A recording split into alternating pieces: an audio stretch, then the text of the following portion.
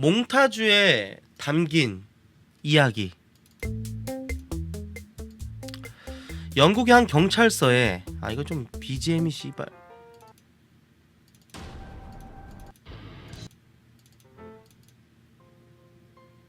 네, 좋다. 영국의 한 경찰서에서 형사의 손이 분주하게 움직이고 있습니다. 그 사람 머리 스타일은 어떻게 생겼나요? 정돈이 안 된 더벅머리였습니다. 목격자의 증언에 따라 그의 손은 천천히 범인을 그려나가기 시작합니다. 복장은요? 짧은 반바지에 반팔티를 입고 있었습니다. 어디 그럼 종합해보면 이렇게 생겼겠군요. 그렇게 범인을 묘사한 몽타주는 완성되었고 이것은 결국 범인을 잡는 결정적인 증거가 되었습니다. 하지만 그것은 이 몽타주가 작성되고 난 뒤 너무나도 오랜 세월이 지난 뒤였습니다. 이 이야기는 25년간 영국의 한 마을을 두려움에 떨게 한 살인마에 대한 이야기입니다. 볼게요. 좀 BGM이 좀 오케이. 자, 리틀 헤이븐은 아름다운 해변을 자랑하는 영국 펜프룩셔에 위치한 손꼽히는 명소입니다. 해안가의 절경으로 인한 휴일을 맞이하는 관광객들로부터 북적이는 리틀 헤이븐은 영국에서 제일 낮은 범죄율을 가진 곳으로 유명합니다. 하지만 1989년 여름의 시작을 알리는 6월 아름다운 해변의 마을에는 끔찍한 일이 벌어집니다. 리틀 헤이븐으로 여행을 간 저희 부모님의 행방을 찾을 수가 없습니다. 리틀 헤이븐 경찰서로 걸려온 한 통의 전화. 자신을 토마스 딕슨이라고 소개한 남성은 떨리는 목소리로 자신의 부모를 찾았고 그 즉시 경찰은 해안가를 수색하기 시작했습니다. 하지만 불행하게도 수색이 진행된 지 얼마 되지 않아 경찰은 두 구의 시신을 발견했습니다. 차가운 주검으로 발견된 두 사람은 휴일을 맞이하여 옥스포드에서 리틀 헤이븐으로 여행으로 온 피터와 그완다 딕슨 부부였습니다. 남성분인 줄 알았어요. 자, 이분이 이제 그웬다. 이분이 피터랑 그웬다 딕슨. 예. 주변 사람들의 이야기에 따르면 그들은 누구나 그들과 친구가 되고 싶을 정도로 친절하고 선량한 사람들이었는데 이 딕슨 부부는 휴일을 맞아서 리틀 헤이븐 해안가를 따라 캠핑을 하며 주변의 절경을 탐사하는 것을 즐겼지만 휴일의 마지막 날에 참변을 당한 것이죠. 발견 당시 부부의 시신은 양손이 묶인 채로 바닥에 엎드린 채로 발견이 됐습니다. 그리고 피터는 마치 처형당하듯 묶인 채 뒤통수에 3발의 엽총으로 인한 총상을 입었고 그의 지갑이 사라진 상태였습니다. 그리고 부인인 그웬다는 하의가 사라진 채로 강간당한 흔적과 범인에게 저항을 하다 입은 것으로 보이는 후두부에 치명적인 총상이 있었습니다. 그리고 경찰의 감식 결과 범인은 그웬다를 살해하기 전에 성폭행을 하려한 그 시도를 한 것도 봤다고 합니다. 단순 강도에 의한 살해라고 보기에는 너무나도 참혹한 현장에 경찰들은 치를 떨 수밖에 없었습니다. 평화롭던 이 마을에서 이 끔찍한 사건은 금세 마을로 전체로 퍼졌습니다. 마을 사람들은 4년 전에 마을에서 일어난 그 일을 떠올리며 두려움에 떨기 시작했고요. 뭐야, 근데 이거 왜 이렇게 저기 안 나오지?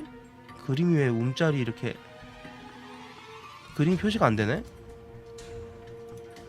자, 아무튼 이제 뜬다. 오케이. 자, 4년 전인 1985년 한창 사람들이 크리스마스를 준비로 바쁜 하루를 보내던 12월 23일 새벽 리틀 헤이븐 한 근교의 농장에서 화재가 발생했습니다. 연기를 본 주민들이 급히 신고를 했고 이후 출동한 소방대원들의 노력으로 인해 불은 크게 번지지 않았고요.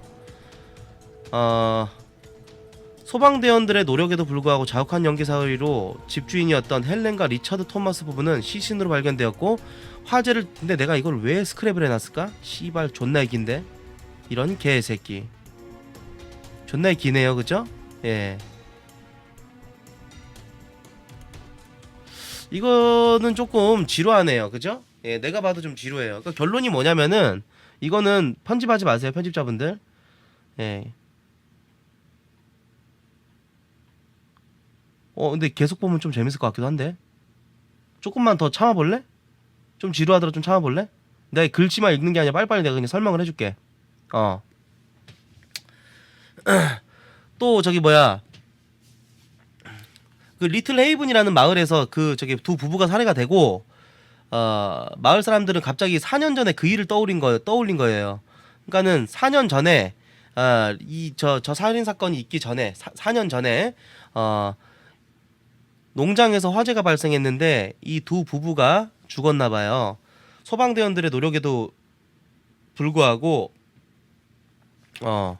아니야. 소방대원들의 노력으로 인해 불은 크게 번지지 않고 빠르게 진화했는데 노력에도 불구하고 자욱한 연기 사이로 집주인이었던 헬렌과 리처드 토마스 부부는 시신으로 발견되었고, 내가 빨리빨리 요약하려고 지금 말씀드리는 거예요. 아무튼 그래가지고 헬렌의 시신은 2층의 자신의 방에서 두 손이 묶인 채 꿇어앉힌 채로 발견되었고, 리처드의 시신은 카페트에 말린 채로 발견되었었고, 그러니까 누군가가 죽이려고 했다는 거죠. 예.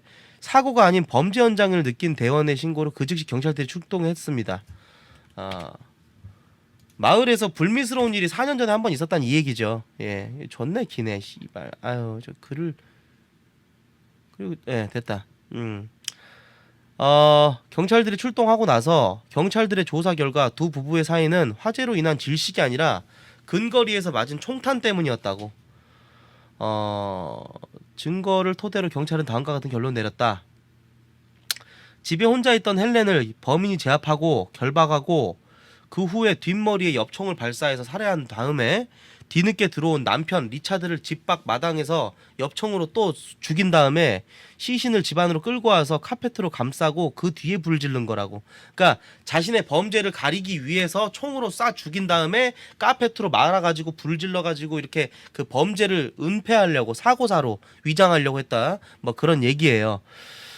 근데 이 사건이 4년 전에 있었던 이 사건이랑 너무 닮아 있어서, 왜냐면 엽총으로 쏴가지고 뒤통수를 뽀개버렸잖아요. 뚝배기를 날려버렸잖아요. 그러니까는 이것 때문에 이제 그 마을 사람들이 이거랑 혹시 관련된 게 아닐까라는 생각을 하게 된 거였어요. 공통점이 엽총이었기 때문에 이 천인공노할 범죄는 주민들에게 퍼져서 주민들은 이제 엽총 살인마가 우리 마을에 나타났다며 두려움에 떨게 된 거예요.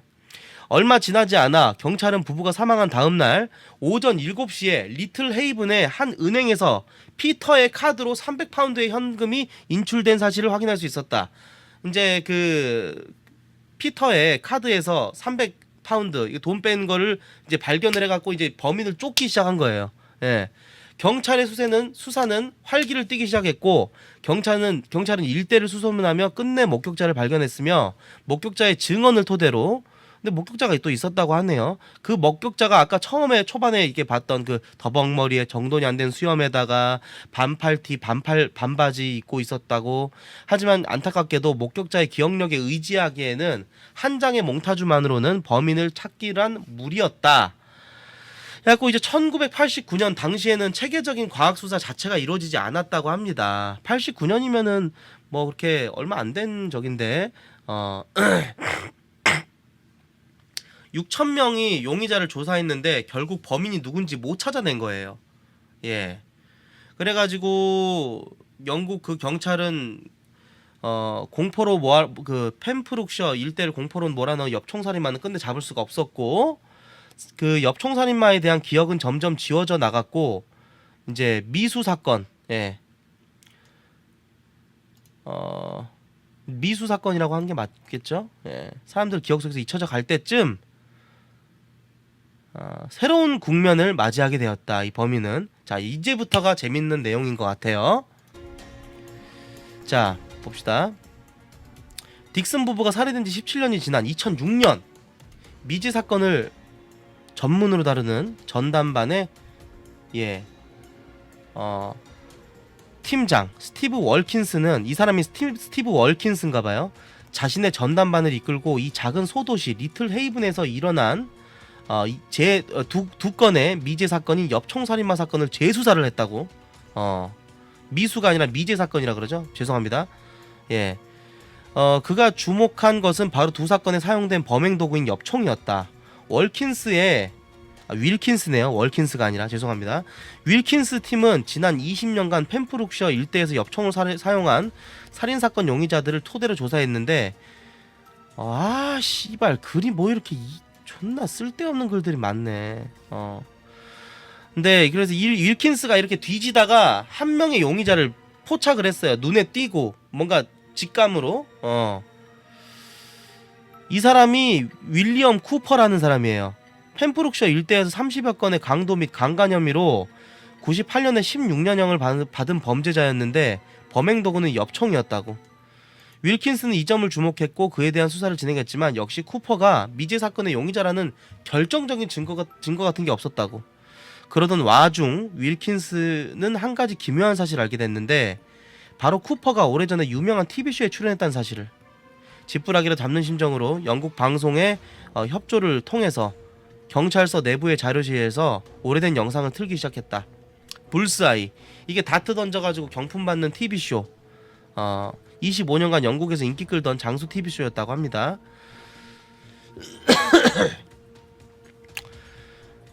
89년도 영상 속의 사회자는 호기롭게 TV쇼의 이름인 불스아이를 외치며 등장했고 곧 이어 출연자들에 대한 소개를 하기 시작했다. 영상을 바라보던 윌킨스의 눈에 젊은 시절의 쿠퍼가 보이기 시작했다. 이제 이 쿠퍼란 사람, 근데 이상한 기시감을 느끼기 시작했다. 어디서 많이 본 것 같은데? 윌킨스는 그저 대수롭지 않게 생각했다. 바로 그때! 영상 속에 쿠퍼가 등을 돌리는 화면이 나오자 윌킨스는 영상을 멈췄고 자료실을 뒤엎으며 뭔가를 찾기 시작했다. 한 장의 몽타주였다. 17년 전 마지막으로 유일하게 범인의 인상착의를 담았던 몽타주.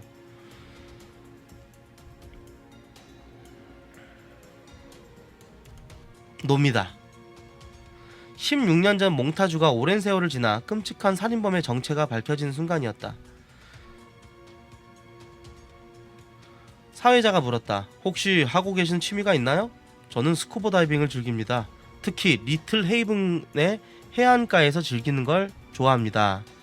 쿠퍼가 말하던 곳은 딕슨 부부가 살해당한 바로 그 해안가. 만약 진짜 쿠퍼가 범인이라면 쿠퍼는 이 방송에 나온 뒤 한 달 뒤에 딕슨 부부를 살해한 것이다. 사이코네요, 사이코.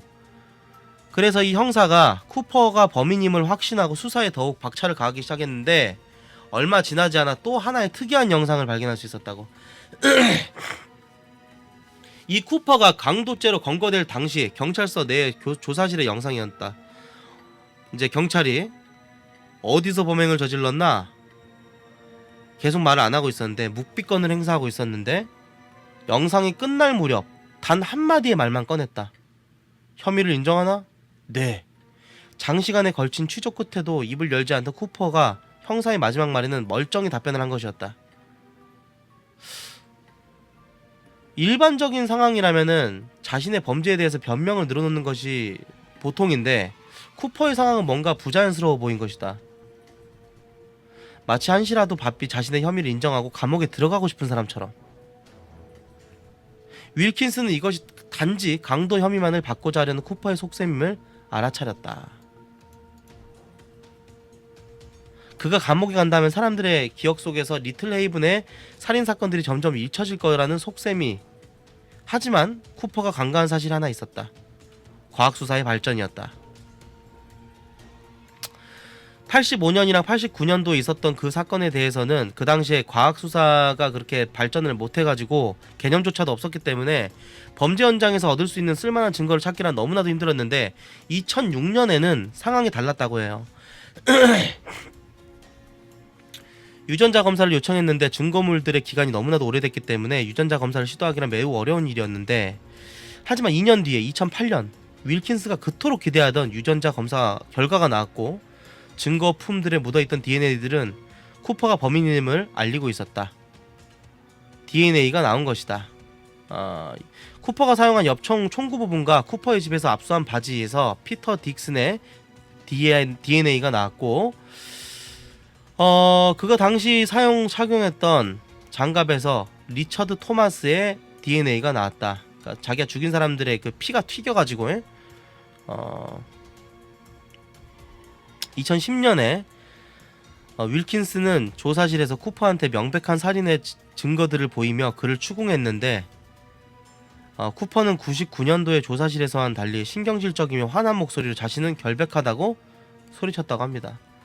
결국 11년도에 쿠퍼는 2건의 살인사건과 5건의 강도질, 그리고 2건의 강간 사건의 용의자로 무기징역을 선고받게 되고, 오랜 세월이 흘렀지만 완벽 범죄를 꿈꾼 범인은 단 한 장의 몽따주로 인해 결국 법의 심판을 받게 된 것이다 라는 건데, 이거 쓸데없이 기네. 그거 정말 좀 요약 좀 하지. 너무 길다. 좀 지루하게 해서 죄송하고요.